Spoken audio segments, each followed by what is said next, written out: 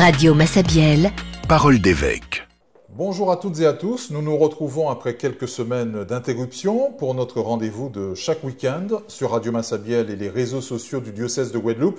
C'est Parole d'évêque avec Monseigneur Philippe Guiougou. Monseigneur Philippe, bonjour. Bonjour Radio Massabielle, bonjour Thierry, bonjour les auditeurs et les auditrices de Radio Massabielle et aussi tous ceux qui nous suivent sur les réseaux sociaux. Alors, Monseigneur, on peut encore se souhaiter les vœux en cette mi-janvier 2025, à l'entame de cette belle année jubilaire où nous sommes invités à vivre en pèlerin d'espérance. Oui, tout à fait, c'est l'occasion pour moi aussi, encore une fois, ceux qui n'ont pas encore reçu mes vœux, de souhaiter une bonne et heureuse année à toutes et à tous. Une année sur une thématique forte qui est celle de l'espérance. L'espérance ne déçoit pas, Romains 5,5. C'est le thème de l'année jubilaire que nous propose l'Église, un jubilé qui a lieu tous les 25 ans et nous sommes en 2025 après le jubilé de l'an 2000. Alors que cette année soit une année pleine d'espérance, cette espérance en la parole de Dieu, cette espérance en cet amour que le Christ, le Seigneur, a pour chacun d'entre nous, une espérance qui ne déçoit pas parce qu'elle nous montre le chemin vers la vie éternelle et qui passe par aussi des actes bien concrets de notre vie de tous les jours, mais d'abord se laisser aussi accueillir par l'amour du Seigneur, cette grâce qui va passer pour chacun d'entre nous. Le lancement de l'année sainte au sein de notre diocèse a été vécu, on s'en souvient, avec une grande ferveur, une grande intensité même. C'était le 29 décembre dernier à l'église du Carmel, puis à la cathédrale Notre-Dame de Guadeloupe à Basse-Terre. Et cette magnifique procession entre ces deux hauts lieux de culte de notre diocèse, à la fin de ce mois de janvier, tout sera en place pour que nos fidèles entament réellement cette année jubilaire 2025. Oui, voilà, je le dis souvent aux prêtres et puis aux laïcs en responsabilité, et puis donc du coup à tous, que finalement ce n'est pas un sprint que nous allons faire, puisque cette année jubilaire va durer une bonne année. Donc c'est plutôt une course de fond. C'est une course de fond. C'est une course de fond que nous allons faire. Donc du coup, nous allons prendre le temps de bien vivre les choses et de goûter à la grâce et à la bonté du Seigneur. Et donc, le pape, le Saint-Père, a invité, à la suite de l'ouverture des Portes Saintes le 24 décembre, a invité toutes les églises, tous les diocèses, dans toutes les cathédrales, à cette ouverture le 29 décembre, ce que nous avons fait sur le diocèse. Et puis le thème, c'est pèlerin d'espérance. Pèlerin d'espérance. Et donc, pèlerin qui veut dire aussi marcher. Donc, le pape nous disait, partez d'un lieu caractéristique, partez d'une église symbolique de votre diocèse pour rejoindre la cathédrale. Et pour nous, c'était tout trouvé, c'était effectivement le Carmel, qui est un haut lieu de pèlerinage. Donc à notre grande joie, beaucoup de chrétiens se sont mobilisés pour cette ouverture en partant du Carmel et en rejoignant à pied la cathédrale et en franchissant les portes de la cathédrale pour signifier que le peuple de Dieu, ici rassemblé en Guadeloupe, entrait en année sainte et débutait son jubilé. Monseigneur Philippe, comment invitez-vous le peuple de Dieu en Guadeloupe à vivre cette année sainte? Alors on a beaucoup insisté là-dessus, c'est un temps de grâce, de conversion également. Oui, bien sûr, c'est un temps de retour à soi, un retour au Seigneur, et c'est le propre de ces jubilés, qui est un temps aussi, on essaye de s'arrêter en quelque sorte. On essaye de respirer un peu mieux et de ne pas être en train de courir tout le temps. De se dire, mais Seigneur, pourquoi suis-je fait? Toi qui m'as créé, je suis fait pour te suivre, je suis fait pour aussi, à ta suite aussi, aimer les autres et partager. Et quelquefois, il faut l'admettre que la vie de tous les jours nous fait un peu oublier tout cela, ou bien cette vie trépidante fait que nous courons événement après événement. Donc l'année jubilaire, c'est aussi un temps vraiment comme pour se régénérer. Et c'est pour cela d'ailleurs que dans l'Ancien Testament, on voyait que le temps jubilaire, on mettait certaines terres en jachère pour que la terre se repose et en se reposant, elle se reconstitue. Donc cette année, c'est une manière, non pas de rien faire, mais de se reposer dans le Seigneur en étant pèlerin pour aller à la source de l'Évangile, à la source de notre chrétienté et vivre cette conversion forte, vivre ce temps de grâce que le Seigneur nous propose. Il y aura donc ces sanctuaires de miséricorde qui seront là pour accueillir, écouter, confesser et permettre d'obtenir aussi l'indulgence plénière, jubilaire. Oui, tout à fait. L'indulgence, c'est ce moment, ce temps fort qui nous est proposé avec ses différents axes. Se confesser, vivre la communion, tant que possible, mais aussi, on nous dit, prier pour les intentions du pape. Dans cette indulgence, ça passe par aussi reconnaître la primauté du pape dans notre vie de chrétien et de catholique, mais aussi, en fait, une manière de, encore plus par la confession, se détacher de tout péché. Dire au Seigneur, mais nous voulons particulièrement vivre cette purification dans cette année jubilaire. Et puis, ça passe aussi par des actions qui nous sont recommandées, des actions qui montrent aussi qu'à la dimension intérieure de la prière, il y a aussi une action que nous menons. Ce que le pape aussi a appelé, notamment, par exemple, la dimension, les actes spirituels et temporels. Alors cette démarche passe aussi par une dimension de pèlerin, aller si possible en pèlerinage à Rome, qui est le lieu jubilaire, les portes jubilaires. Si nous ne pouvons pas, dit l'Église, eh bien, chaque diocèse aura des sanctuaires significatifs, remarquables, où nous pourrons nous y aller pour vivre en fait ces moments de confession, ces moments de prière et recevoir l'indulgence.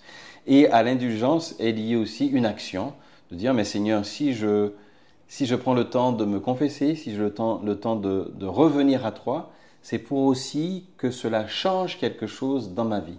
Va, ne pêche plus, va, change de vie, que dit à chaque fois le Seigneur à ceux qu'il rencontre. Et donc ça passe par, on nous préconise bien des actions de charité, de solidarité pour aider les autres. Tout cela constitue le chemin de l'indulgence plénière. Justement, Monseigneur, en quoi consiste cette indulgence et pourquoi est-il important de la demander, de l'obtenir? On a l'impression que c'est, je dirais, une confession, je dirais, plus.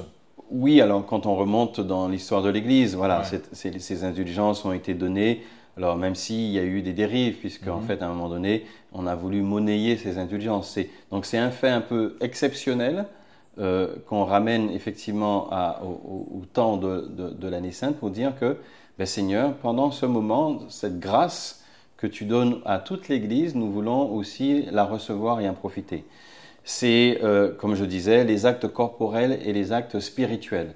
Comment, par ce que je fais, par mon action, je reconnais aussi la présence de Dieu, celui qui vient me guérir, celui qui vient me donner son amour, me pousse aussi à agir. Alors on peut le faire à tout moment, évidemment, pas besoin d'attendre des indulgences, mais ce moment est un moment particulier que l'Église nous donne comme pour mieux revenir à nous. C'est un peu, d'une certaine manière, le carême. Si on peut faire le parallèle. Évidemment, nous pouvons nous confesser tout au long de l'année, mais le moment du carême, le temps du carême est un moment plus singulier qui nous est donné, comme pour mieux comprendre, mieux intérioriser ce chemin que nous propose le Seigneur. Il est dit, Monseigneur, également que certains péchés, même confessés, laissent des traces spirituelles, ce qui appelle cette indulgence. Oui, de dire, en fait, le pape nous a rappelé qu'il n'y a aucun péché qui ne puisse être pardonné. Voilà, c'est aussi paradoxal que ça puisse paraître, sauf le péché contre l'esprit, nous dit la parole de Dieu. Le blasphème. Mais le blasphème, péché contre l'esprit, voilà, blasphémer, c'est-à-dire ne pas reconnaître l'action et la présence même de Dieu dans notre vie et le rejeter sciemment. Après, le pape nous rappelle, et il a rappelé et martelé, que la bonté du Seigneur est ouverte à tous. Mais de fait, le péché laisse des traces et des marques plus ou moins profondes en nous. C'est pour cela que souvent aussi on va confesser quelquefois les mêmes péchés, comme pour dire non pas que nous n'ayons pas reçu le pardon de Dieu, mais qu'il y a encore quelque chose dont nous n'arrivons pas à nous détacher, nous libérer. Donc cette indulgence est là pour nous dire, mais Seigneur, tu peux aussi d'une manière un peu singulière, particulière, en cette année, nous aider à gommer un peu ces traces-là, à les gommer pour que nous repartions encore plus fidèles et témoins de ton amour. Revenons, Monseigneur, sur cette belle retraite sacerdotale que vous avez vécue avec notre presbytérium à Sainte-Anne. C'était il y a quelques jours. Retraite prêchée par Monseigneur Bienvenu, l'archevêque du Congo-Brazzaville. Que faut-il en retenir? Vous avez visiblement vécu de très grands moments. Oui, cette retraite a fait vraiment l'unanimité auprès des prêtres, ce qui n'est pas rien que d'arriver justement à ce que tous les prêtres, en tout cas tous ceux que j'ai croisés, m'ont dit qu'ils ont vécu une belle retraite. Belle dans le sens où le thème c'était espérance et sainteté. L'espérance et sainteté du prêtre. Voilà la thématique que Monseigneur Bienvenu Manamika nous a proposée. Et là où ça a été très profond, d'une part, Monseigneur Manamika est vraiment imprégné de la parole de Dieu et il nous a vraiment imbibé, il nous a vraiment imprégné de beaucoup de références bibliques qui pourront, bien après la retraite, être des éléments auxquels nous pourrons nous référer et continuer à cheminer. Il nous a aussi beaucoup instruit sur des faits concrets. Voilà, un pasteur qui connaît son peuple, qui connaît les prêtres, puisqu'il est évêque depuis plus de 10 ans, et donc il a su s'adresser à nous en pointant du doigt nos forces et nos faiblesses et le chemin de sainteté que nous avons à prendre et à vivre. Et en cela, ça a été, je peux le dire, même pour moi et pour beaucoup de prêtres qui étions là, comme un retournement, comme une manière de nous mettre en face aussi de notre ministère, du oui que nous avons dit, de l'obéissance à l'évêque, mais aussi au Seigneur que nous avons dit par ce oui, et nous rappeler bien, que nous ne sommes pas des surhommes et que ce chemin de sainteté nous concerne au plus haut point. Donc, c'est de nous montrer aussi finalement que cette espérance nous concerne pleinement, et si nous voulons pendant cette année conduire le peuple de Dieu, à nous, et cela a été le cas pour cette retraite, de nous imprégner de cette espérance que nous donne le Seigneur. Monseigneur Bienvenu nous l'a dit au sortir de cette retraite, voilà, que vous tous, vous êtes sortis requinqués de Dieu. Oui, je l'affirme, hein, requinqués, et vraiment en insistant aussi sur ce qui nous concerne le plus, la dimension de la prière, de revenir encore plus à la prière.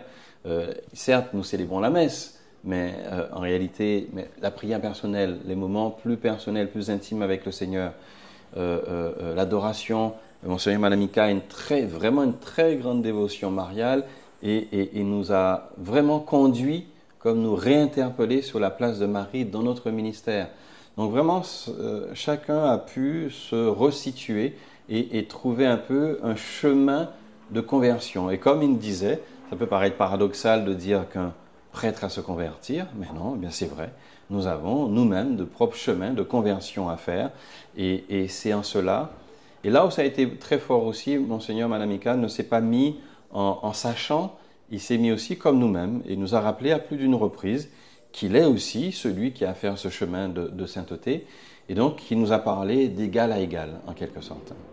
En bon pasteur des pèlerins d'espérance de notre diocèse, vous poursuivez, Monseigneur, vos visites pastorales en ce début d'année 2025. Durant la semaine à venir, vous serez d'ailleurs dans le doyenné de Sainte-Anne. Ça promet là aussi d'être intense, mais tellement riche d'enseignements pour vous en tant qu'évêque. Oui, ça va être, pour être un peu singulier, sportif, si j'ose dire. Sportif, comme souvent les visites pastorales le sont, puisque c'est intense, on commence très tôt, on finit tard. On rencontre beaucoup de groupes, beaucoup de personnes, donc il faut être disposé et écouter, noter, réagir. Mais en fait, c'est avec grande joie que nous sommes vers la fin des visites pastorales. Donc, j'aurais accumulé, en ayant visité les 10 doyennés, beaucoup de connaissances du diocèse, des personnes, des situations, et ça me donnera une image plus ajustée des forces, faiblesses et des projets et perspectives pour notre diocèse. Donc voilà, donc très heureux. C'est un gros doyenné, puisque ça va de la Désirade, Saint-François, le Moule, le Gosier. Et donc, il faudra bien s'armer spirituellement pour être très fort, pour vivre cette semaine de visite pastorale. Et nous allons évidemment vous suivre durant toute cette semaine de visite pastorale dans le doyenné de Sainte-Anne. Avant cela, votre programme du week-end aura son lot d'originalité. Vous allez chausser les crampons pour l'inauguration du stade Marius Trésor à Sainte-Anne avec le Variété Club de France, emmené par Jacques Vendroux. Osons donc aller encore plus loin aux périphéries. Oui, les périphéries, il y a des choses qui peuvent nous surprendre. Je n'aurais jamais pensé me retrouver à jouer ne serait-ce que 5 minutes avec le Variété Club, encore moins avec quelques grandes célébrités. Voilà, c'est un concours de circonstances. D'une, parce que nous avons la chance d'avoir Marius Trésor, que tout le monde connaît, qu'on ne présente plus, qui a été un des piliers, tauliers, comme on dit, de l'équipe de France des années 70-80, 70 surtout. Et puis, en fait, Monseigneur Gobilla, en fait, qui est normalement celui qui accompagne le Variété Club au niveau de l'Église de France. Il devait venir, mais il ne pouvait pas venir. Et donc, naturellement, évidemment, il m'a contacté, puisqu'un évêque, quand il vient sur un diocèse, contacte l'autre évêque. Et il m'a surtout demandé, est-ce que tu peux prendre le relais, puisque je ne serai pas là. Donc, c'est avec une grande joie que j'ai répondu à cela. Donc, j'ai acheté ma paire de boboles. Elles sont là, elles sont prêtes, elles ont la bonne taille. Maintenant, il n'y aura plus qu'à chausser les crampons. Et en principe, quand même, parce que l'évangile n'est jamais très loin. Monseigneur Gobilla me disait qu'il y a toujours aussi un petit temps de prière, et donc cela aussi sera surtout, j'ai envie de dire, un de mes rôles, que de rappeler aussi que Dieu n'est jamais très loin dans les actions de l'homme dans notre vie. Dimanche matin, vous serez à Anse-Bertrand avec les équipes Notre-Dame qui accompagnent avec beaucoup de dévouement les couples et les familles. Vous célébrerez la messe à 9 h à l'église du Bourg. Un peu dans le prolongement du temps fort que nous avons vécu avec vous, le 28 décembre dernier à Goyave, veille de la fête de la Sainte Famille. Oui, c'est un mouvement très, très important de l'Église de France, même plus largement, les équipes Notre-Dame, qui permet à des couples chrétiens, catholiques, alors mariés là à l'Église, qui vivent un temps fort, qui se retrouvent en petite maisonnée, en petite équipe, pour faire ce qu'on appelle une relecture de vie, et partager un peu sur leur vie en tant que chrétien et la vie de couple, voir la vie de travail, bien comment on vit tout ça, on relie tout ça. Donc c'est un très beau mouvement, un mouvement spirituel très fort et qui permet aux membres, à l'homme et la femme, de grandir humainement et spirituellement. Cela sert pour le couple aussi, puisqu'un couple peut être à certains moments, on peut balader, balloter et avoir besoin aussi d'un lieu de parole, d'un lieu d'échange. Et puis surtout, il y a un aumônier, un prêtre qui est membre partie intégrante de l'équipe et qui chemine avec les membres. Donc c'est peut-être aussi pour moi un moyen, un moment de lancer un appel. Il y a peut-être des chrétiens parmi nous, voilà, chrétiens dans l'Église, et des couples et qui souhaitent rejoindre ou seraient intéressés par ce mouvement. Je vous le conseille vivement parce que cela fait grandir dans la foi et cela aussi aide considérablement une vie de couple. Du 18 au 25 janvier 2025, c'est donc la semaine de prière pour l'unité des chrétiens. Crois-tu cela? Jean 11, 26. C'est le thème retenu donc cette année. Oui, crois-tu cela? Crois-tu que le Christ est le Seigneur? Crois-tu que le Christ est venu pour nous sauver? Crois-tu que dans ta vie de tous les jours, il y a aussi quelqu'un, c'est le Christ, Jésus-Christ? Crois-tu que, on peut dire aussi que l'Église, fondée par le Christ, l'Esprit Saint qui a été envoyé, qui a été, cette diffusion, effusion de l'Esprit sur le peuple de Dieu, qui a constitué la vie d'Église, crois-tu que cela est bien réel? Crois-tu que le Christ est vivant? La fameuse question que le pape François, à la fin du Christus Vivit, a fait pour les donner aux jeunes qui ont fait ce qu'on appelle le synode des jeunes. Il leur a dit, comme exhortation, je vous dis, Christus Vivit, le Christ est vivant. Crois-tu que le Christ est vivant? Très bien.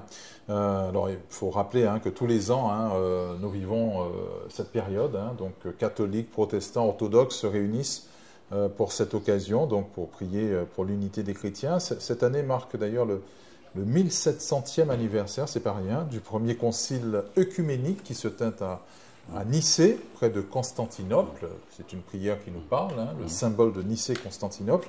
C'est une occasion également unique de réfléchir à la foi commune des chrétiens et de la célébrer telle qu'elle est exprimée précisément dans ce credo formulé lors de ce concile.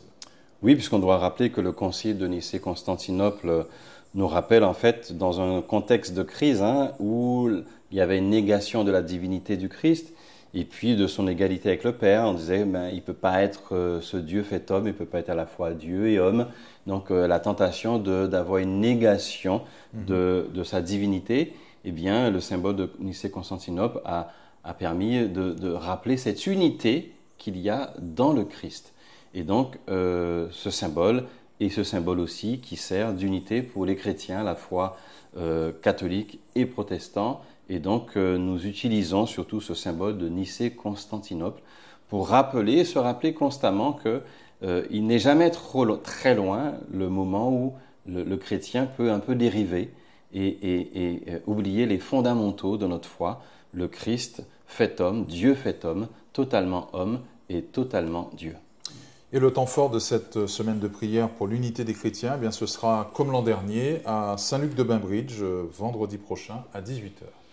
Oui, avec les orthodoxes et l'Église luthérienne, voilà, c'est ce premier pas que nous faisons, que de prier ensemble finalement. Vivre l'unité, c'est prier et agir ensemble. Donc la première chose déjà que nous faisons, de prier ensemble. Nous pourrons un peu plus tard aussi mener des actions, pourquoi pas très concrètes aussi. Et puis, j'espère aussi, il est vrai que moi, de ces 2 années, je n'ai pas encore eu l'occasion vraiment de prendre contact avec le monde protestant un peu plus large, plus uni, plus large, mais j'espère pouvoir le faire, que cette unité des chrétiens puisse rejoindre un panel plus large de la chrétienté à travers tout le monde évangélique et tout le panel qu'il y a dans notre diocèse. Et c'est votre vicaire général, le père Gérard Foucan, qui vous représentera lors de ce temps fort vendredi prochain, puisque vous serez en pleine visite pastorale. Tout à fait. Nous terminons, Monseigneur Philippe, avec votre prière et votre bénédiction. Voilà, donc dans cette semaine de l'unité des chrétiens, je vous rappelle ma devise, que tous soient un. En réalité, et crois-tu en cela, crois-tu en cette unité qu'il y a dans le Christ? Mais je vais tout simplement vous relire un extrait, un passage de Jean 17, 21, en remontant un tout petit peu plus haut, que nous comprenions aussi d'où vient cette semaine de l'unité des chrétiens et qui nous rappelle cette impérieuse nécessité de l'unité. Donc cette lecture nous fera office de temps de prière. Au nom du Père et du Fils et du Saint-Esprit, Amen. De l'Évangile de Saint Jean. Je commence donc au chapitre 17. Fais qu'il soit entièrement à toi par le moyen de la vérité. Ta parole est vérité. Je les ai envoyés dans le monde comme tu m'as envoyé dans le monde. Je m'offre entièrement à toi pour eux, afin que eux aussi soient vraiment à toi. Je ne prie pas seulement pour eux, mais aussi pour ceux qui croiront en moi grâce à leur message. Je prie pour que tous soient un. Père, qu'ils soient unis à nous, comme toi tu es uni à moi et moi à toi. Qu'ils soient un pour que le monde croie que tu m'as envoyé. Bien Seigneur, que le monde puisse croire que tu nous as envoyés et que tu es notre Dieu créateur, que cette unité rejaillisse en chacun d'entre nous, dans nos vies, dans nos familles. Que le Seigneur vous bénisse et vous comble de sa grâce, au nom du Père et du Fils et du Saint-Esprit. Amen.